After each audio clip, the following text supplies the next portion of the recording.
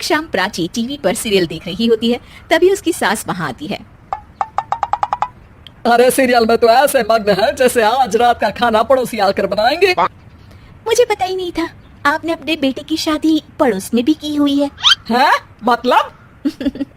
मतलब इस घर में सारा काम बहू ही करती है, आप तो सिर्फ खर्राटे मारती हैं। अच्छा जी, फिलहाल तो तुम आराम फरमा रही हो, चलो जाओ, ये मेरे टीवी देखने का समय है। आहा, इसलिए मुझे भगाया जा रहा है। सॉरी, अब तो बिल्कुल नहीं जाऊंगी। प्राची की इस बात पर दोनों सास बहू के बीच टीवी रिमोट के पीछे बच्चों जैसी छीना झपटी शुरू हो जाती है, जिसके बीच श्लोक भी काम से घर वापस आ जाता है। आज मेरी चूहे बिल्ली की जोड़ी किस बात पर झगड़ रही है?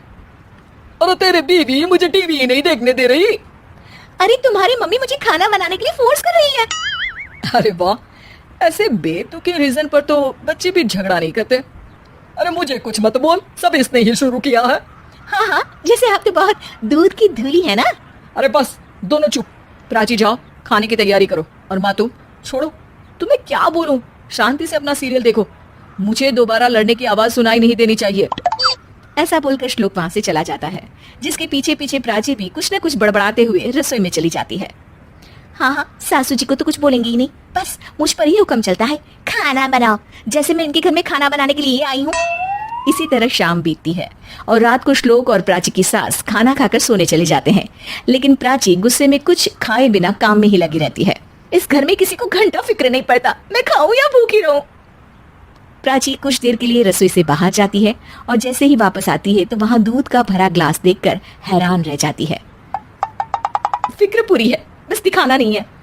प्राची दूध पीकर सोने चली जाती है और अगली सुबह एक बार फिर सास बहू का कार्टून नेटवर्क स्टार्ट हो जाता है।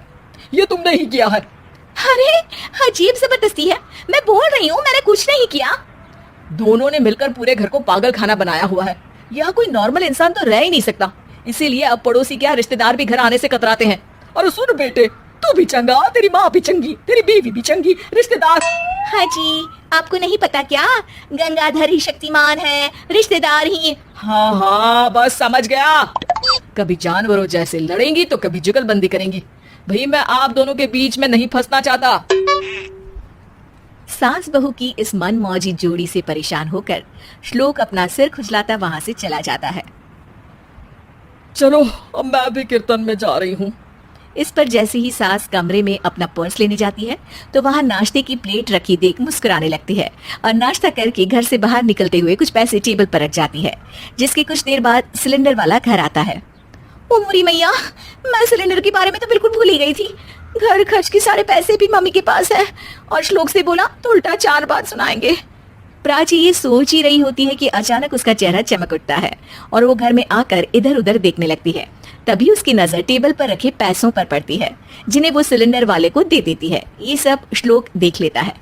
अच्छा बेटे, इतना बड़ा घोटाला, सबके सामने मैं तेरी दुश्मन और पीठ पीछे तेरी मेरी यारी।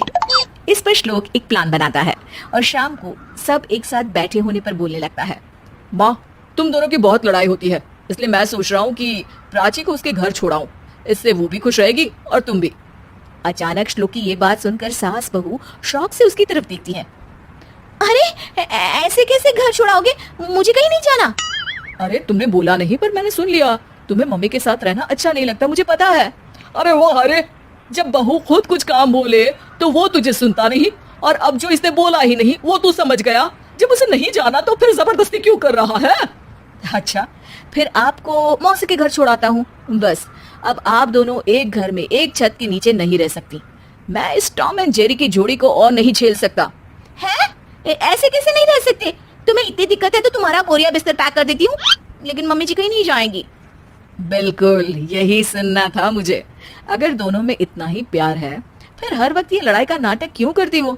देखा मैंने कैसे माँ किचन में दूध रखती है और तुम उनके लिए कमरे में नाश्ता रखती हो, और कैसे वो पहले ही तुम्हारी दिक्कत समझकर घर में पैसे रखकर बाहर जाती है। अरे भाई, इतना ड्रामा तो डेली सोप में भी नहीं होता जितना तुम दोनों ने इस घर में फैलाया हुआ है। तू हमें टॉम एंड जेरी बोलता है ना, तो याद कर वो दोनों भी एक दूसरे को बाहर वालों की बुरी नजर से बचाने के लिए हमेशा सबके सामने लड़ते थे, लेकिन अकेले में दिक्कत के समय मदद भी तो करते थे। बस हमारा रिश्ता भी कुछ ऐसा ही है। और वैसे भी अगर सास बहू में मैं नहीं होती तो दुनिया वालों को कहानियां कैसे मिलेंगी?